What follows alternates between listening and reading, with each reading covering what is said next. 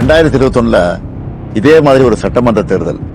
அந்த சமயத்துல சில பேரு ஸ்டாலின் இஸ் மோர் டேஞ்சரஸ் தென் கருணாநிதினு சொன்னாங்க. கலைஞரோட என்னை எப்பவுமே ஒப்பிட முடியாது. தமிழ்நாட்டை வஞ்சிக்க நினைக்கிறவங்களுக்கும் நம்மளோட வளர்ச்சியை தடுக்க நினைக்கிறவங்களுக்கும் நான் என்னைக்குமே டேஞ்சர் தான். ஒன்றிய அரசு எதிர்த்து தமிழ் மக்களுக்காக சண்டை செஞ்சிருக்கிறத இன்னும் பெருமையாக என்னால் சொல்லிக்க முடியும். இப்படி எல்லா வகையிலும் நாம முன்னேறி இருந்தாலும் ஒரு சில குறைகளும் இருக்குதுங்கிறது எனக்கு தெரியும். ஏன்னா நம்மளுடைய ஆட்சியை பத்தின விமர்சனம் ஃபீட்பேக் எல்லாத்தையும் காது கொடுத்து கேட்கிறவன் தான். குறைகளா சொல்லப்படுற சில விஷயங்களை கூட நாம மற்ற மாநிலங்களை கம்பேர் பண்ணும்போது ரொம்பவே பெட்டரா தான் இருக்கும். இருந்தாலும் அந்த குறைகளையும் சரி செய்ய எல்லா விதமான வழிமுறைகளையும் நம்ம ஏற்கனவே நடைமுறைப்படுத்திட்டோம்.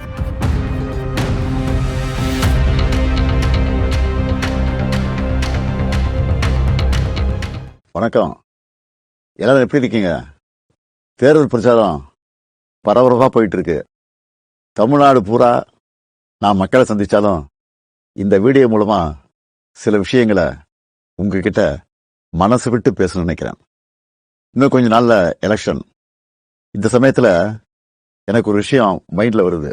2021 இதே மாதிரி ஒரு சட்டமன்ற தேர்தல். அந்த சமயத்துல சில பேரு ஸ்டாலின் இஸ் மோர் டேஞ்சரஸ் தென் கருணாநிதினு சொன்னாங்க. கலைஞரோட என்னை எப்பவுமே ஒப்பிட முடியாது. அவரை நான் அப்பான்னு கூப்பிட்டதை விட தலைவர்னு கூப்பிட்டதான் அதிகம். அப்படிப்பட்ட தலைவரை விட நான் மோர் டேஞ்சரஸ்னு அவங்க சொல்லும்போது எனக்கு ஒன்னே ஒண்ணுதான் தோணுச்சு. தமிழ்நாட்டை வஞ்சிக்க நினைக்கிறவங்களுக்கும் நம்மளோட வளர்ச்சியை தடுக்க நினைக்கிறவங்களுக்கும் நான் என்னைக்குமே டேஞ்சர் தான். இதுல தலைவர் கலைஞரை விட ஒரு படி மேலே இருக்கேன்னா அது எனக்கு பெருமை தானே. ஏன்னா இதெல்லாம் நம்ம தமிழர்களுடைய பிளட்லயே இருக்கு. என் மேல நம்பிக்கை வச்சு நீங்க என்ன சிஎம் ஆக்கி 5 வருஷம் ஆச்சு.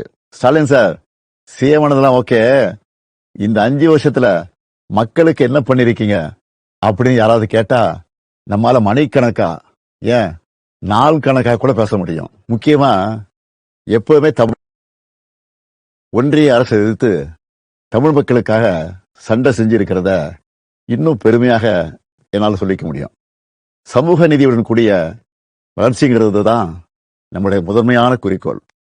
அந்த வகையில கர்ப்பிணி பெண்களுக்கு மகப்பேறு உதவித்தொகை, மகளிர் உரிமை தொகை, மகளிர் விடியல் பேருந்து பயணம், தோழி மகளிர் விடுதி, மக்களை தேடி மருத்துவம்னு கருவில் இருக்கிற குழந்தையிலிருந்து வயது முதிர்ந்த மூத்த குடிமக்கள் வரைக்கும் எல்லாரும் பயனடைகிற மாதிரி நிறைய திட்டங்களை கொண்டு வந்தோம். நம்ம கிட்ட காசு இருந்தா எடுத்துப்பாங்க, நிலைமை இருந்தா பிடிப்பாங்க.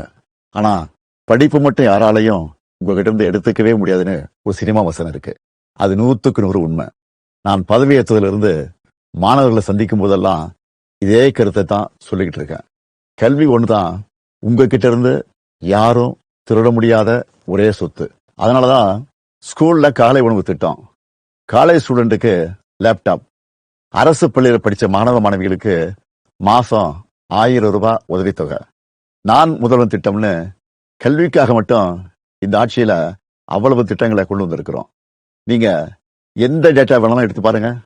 தொழில்துறை, விவசாயம், கல்வின்னு எல்லா துறையிலையும் தமிழ்நாடு டாப்ல இருக்கும். அதுக்கு அடையாளமா 14 வருஷத்துக்கு அப்புறம் தமிழ்நாட்டுடைய பொருளாதார வளர்ச்சி 11.19% எந்த மாநிலமும் தொடாத இரட்டை இலக்கத்தை தொட்டு இருக்கு. இன்னும் உயரம் தொடுவோங்கிற உறுதியும் எனக்கு இருக்கு. இப்படி எல்லா வகையிலும் நாம முன்னேறி இருந்தாலும் ஒரு சில குறைகளும் இருக்குதுங்கிறது எனக்கு தெரியும். ஏன்னா நம்மளுடைய ஆட்சியை பத்தின விமர்சனம் ஃபீட்பேக் எல்லாத்தையும் காது கொடுத்து கேட்கிறவன் தான். குறைகளா சொல்லப்படுற சில விஷயங்களை கூட நாம மற்ற மாநிலங்களை கம்பேர் பண்ணும்போது ரொம்பவே பெட்டரா தான் இருக்கும். இருந்தாலும் அந்த குறைகளையும் சரி செய்ய எல்லா விதமான வழிமுறைகளையும் நம்ம ஏற்கனவே நடைமுறைப்படுத்திட்டோம்.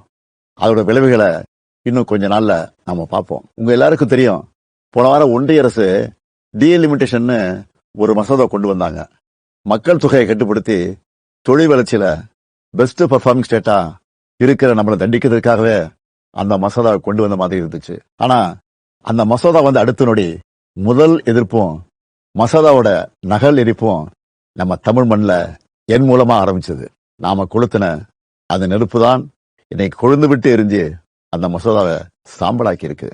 தேர்தல் நடக்கிற இந்த சமயத்துல இவ்வளவு ஆணவத்தோட நம்மளை வஞ்சிக்க நினைக்கிறாங்கன்னா இந்த தேர்தல்ல அவங்க அடிவருடி எடப்பாடி பழனிசாமி ஜெயிச்சு ஆட்சிக்கு வந்துட்டா என்னென்ன கொடுமைகள்லாம் இங்க அரங்கேறும்னு நான் சொல்லி உங்களுக்கு தெரிய வேண்டிய அவசியம் இல்லை. பாஜக மாதிரி மதவாத சக்திகள் திமுகவை இந்துக்களுக்கு எதிரான கட்சின்னு பொய்யான ஒரு பிரச்சாரத்தை பண்ணிக்கிட்டு இருக்காங்க. திமுக ஒருபோதும் இந்துக்களுக்கு எதிரான கட்சி அல்ல. எங்க ஆட்சியில தான் ஆயிரக்கணக்கான கோவில்களுக்கு குடமுழுக்கு பண்ணியிருக்கிறோம். 7,000 கோடி மதிப்புள்ள கோவில் நிலங்களை மீட்டிருக்கிறோம். இப்படி பொய்யான பிரச்சாரம் பண்றவங்களுக்கு ஒன்னே ஒன்னு சொல்றேன், 60 வருஷமா திராவிட கட்சிகள் ஆளுகிற தமிழ்நாட்டில் தான் இந்தியாவிலே அதிகமான கோவில்கள் இருக்கு. இன்னைக்கு அதிமுகங்கிற அடிமை கட்சிக்கு ஓனர் பாஜக. அவங்க ஆட்சி செய்யற மாநிலங்கள்ல கிறிஸ்துமஸ் அன்னைக்கு சர்ச்சில் பூந்து கலவரம் பண்றது, புல்டோசர் வச்சு இஸ்லாமிய மக்களோட வீடுகள் இடிக்கிறதுன்னு எவ்வளவோ கொடுமைகள் பண்றாங்க. இதெல்லாம் தெரிஞ்சும் எடப்பாடி அவங்க காலில் விழுந்து கிடக்கிறாரு. ஆனா சிறுபான்மை மக்களுக்கு ஒரு பிரச்சனைனா என்னைக்குமே நாங்க களத்துல நிற்போம். அவங்க உரிமைகளுக்காக போராடுவோம்.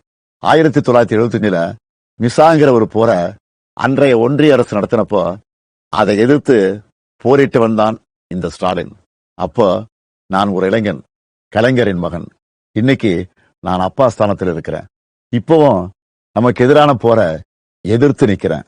எந்த பிரச்சனை வந்தாலும் தமிழ்நாட்டையும் தமிழர்களையும் பாதுகாத்து நிற்பேன். இது என்னுடைய உறுதிமொழி.